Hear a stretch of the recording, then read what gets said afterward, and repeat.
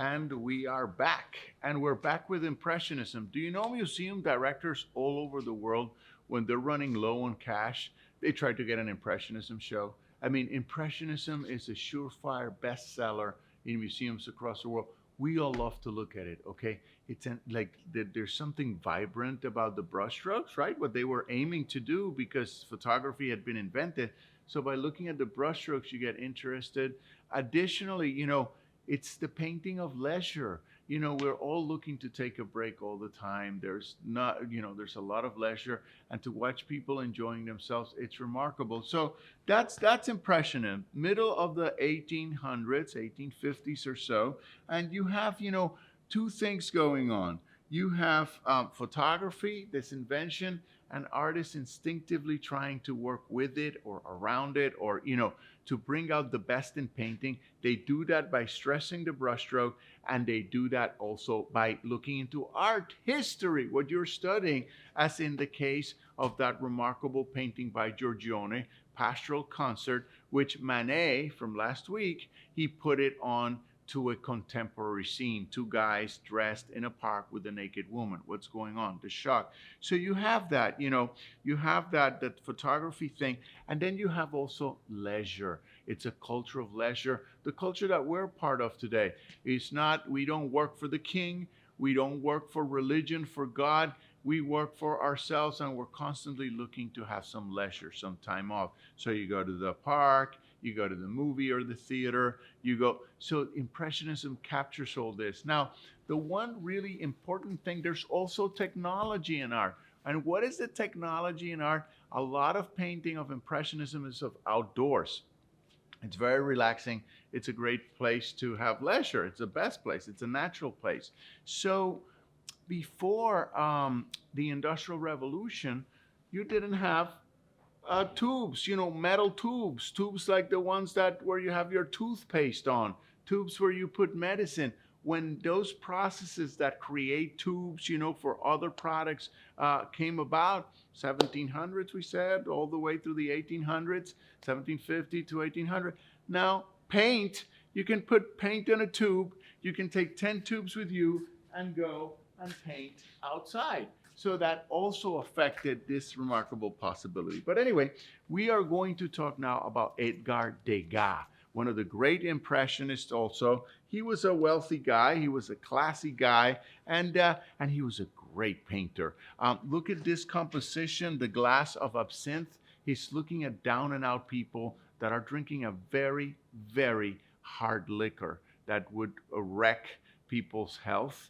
And here's showing The Glass of Absinthe. Look at the composition, the zigzag, how you get to the painting to look at those people. Also, Degas, because he had the means, because he had the resources, he would go to the opera, the theater, the dancers. So you have a lot of pictures of him, painting musicians and singers. And he also uses a drawing/painting method called pastel. Pastel is the pigment rolled into a chalk, and you paint with that chalk in paper. You draw with that chalk and paper, but it looks painterly, it looks like paintings. And Degas excelled at pastel, another medium.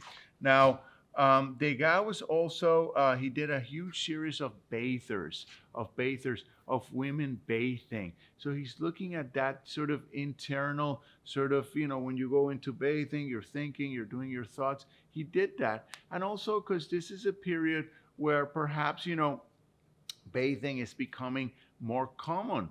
Europeans didn't bathe that much before a certain time. And now, maybe because we all have to go to work and we work with other people, we don't work in the countryside, people are bathing. So the ritual of the bath, look at it. And then more singers. Now, he was a great friend. The guy was a great friend to one of the great woman painters of all time, also an Impressionist, Berthe Morisot. Now, Berthe Morisot, look at these pictures. She was married to Manet's brother, and she look at the outdoors. Look at the grass, look at the energy, look at the brushstroke. Everything is coming together in Berthe Morisot. But of course, she's painting more women. All these women, and also women with babies. That sort of bond between a mother and a child. These are very, very exciting painters. There's another amazing artist. She was American, living in Paris, Mary Cassatt. And Mary Cassatt went crazy with Japanese ukiyo-e prints.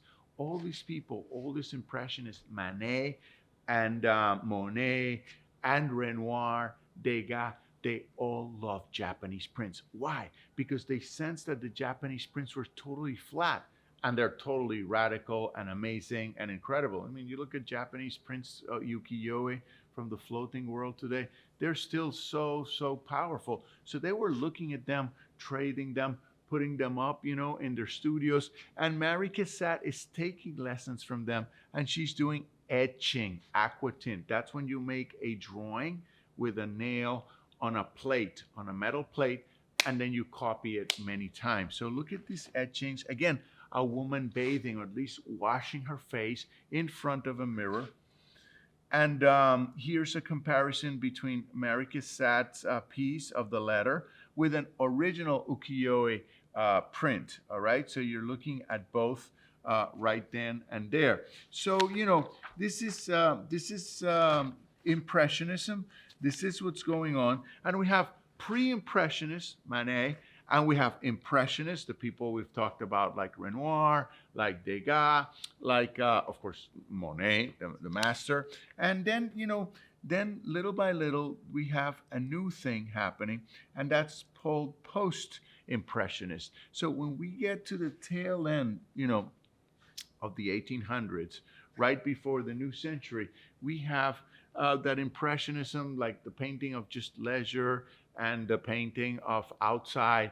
It starts evolving, and it starts becoming less of a movement because they all kind of knew each other and hung out. And we have post-Impressionists. People take some of the things from Impressionists and they pursue their own agendas. Perhaps the most remarkable agenda is that of a guy called Paul Cezanne. Cezanne is a monster, and Cezanne will influence Picasso, Matisse. Cezanne is he wasn't popular, he wasn't too social, but he was kind of the hermit, the guy that all the others respected and wanted. They considered he was a genius because he would paint, the still lives. He was very conservative. Still life means like apples, oranges, also landscapes. Not so many figures, not so many bodies, although of course he has figurative painters. And what they liked about him is he obsessed over the brushstroke, over the visual phenomenon, how to draw a pear, kind of obsessively creating like a contour, the sort of the area around the figure that would shimmer, that would move, that would create a sensation, an optical sensation that perhaps couldn't be achieved by a camera. So he's a laboratory. He is his own laboratory. Look at Cezanne's still lives. There's a picture of him too. Look at Cezanne's picture of landscapes, all right?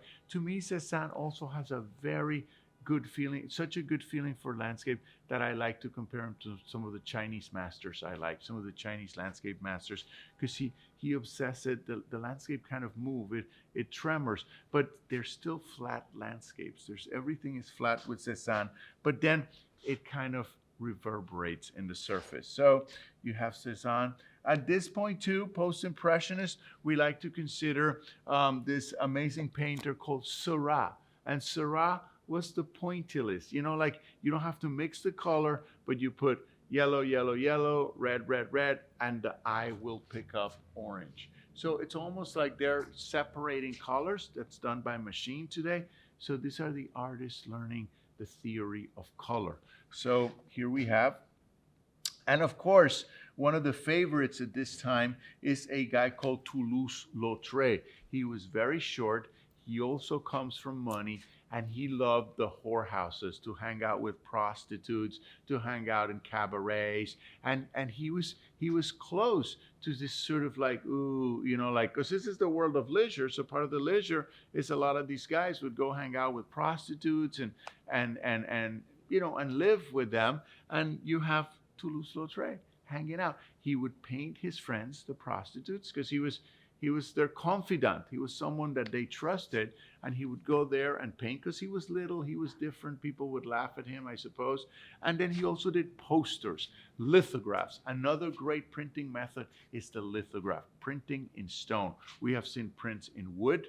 We have seen prints in etching, like Mary Cassatt in metal plates, and these are painting prints in litho. And these were the big posters. Like for the movies today, were done in this big litho stone. This was invented in Germany in the end of the 1700s. So it's a relatively late printmaking technique. And look at these posters. You have seen them. People put them on their college rooms all the time, even today. Of course, they're not original lithographs. They're offset. When you talk about an offset, it's a print done in a machine, okay? Not in the printmaking as in the art printmaking.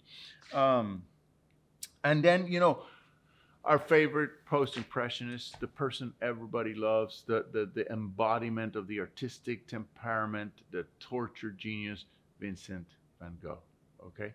This was a guy that had a very hard life, and that goes back to that romantic ideal of the artist as a force of nature, of the artist that can't really that can't really function in society because he's a wild child.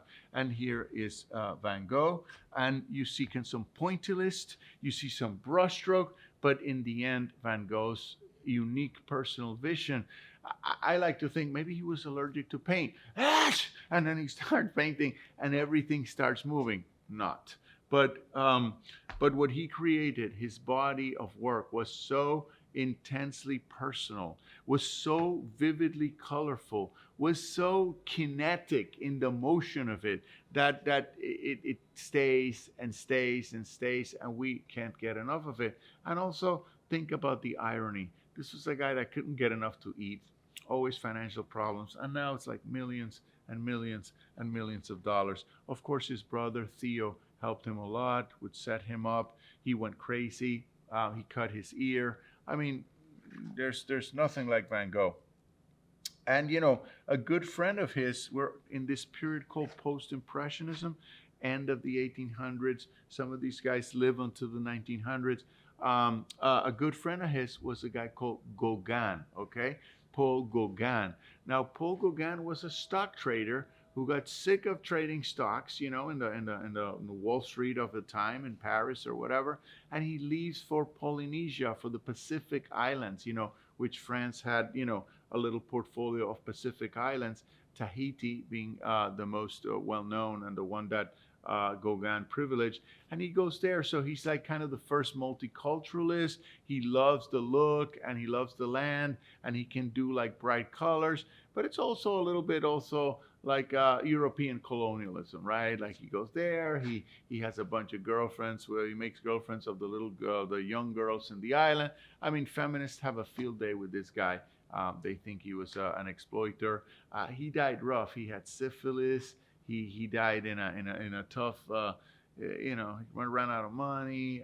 He was estranged for his family. He got very ill with syphilis. But anyway, his paintings are also very, very interesting to look at, very colorful. He's going after that non-Western ideal. He's Western. He knows how to paint Western style. He knows Michelangelo, Da Vinci, Donatello, Raphael, all those people. And then he's looking to do something new.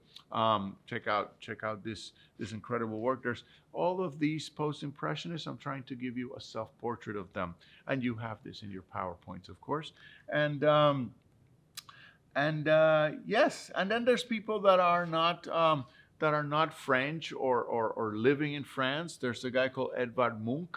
Edvard Munch is from the Norwegian area. The Scream, very, very famous. That's also post-impressionist. It's personal. It's got stroke, and and it's very, very intense. And you have Gustav Klimt, from Austria, German sphere of influence.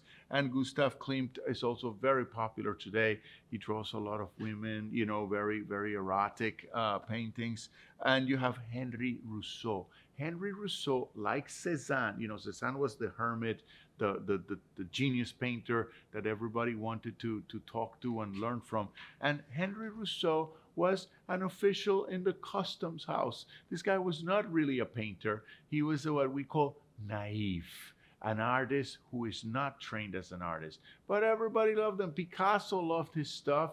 The artists would buy Rousseau's stuff because, again, going back to that romantic idea, he was unspoiled. He didn't go to the academy. He's coming from outside the realm of art. So he brings what? Authenticity. And he would paint jungles, and he would paint animals, and he would paint all these things. He was in Paris too. So that's Henri Rousseau. We'll finish with the naive guy before we go to continue with this week's art history. Thank you very much.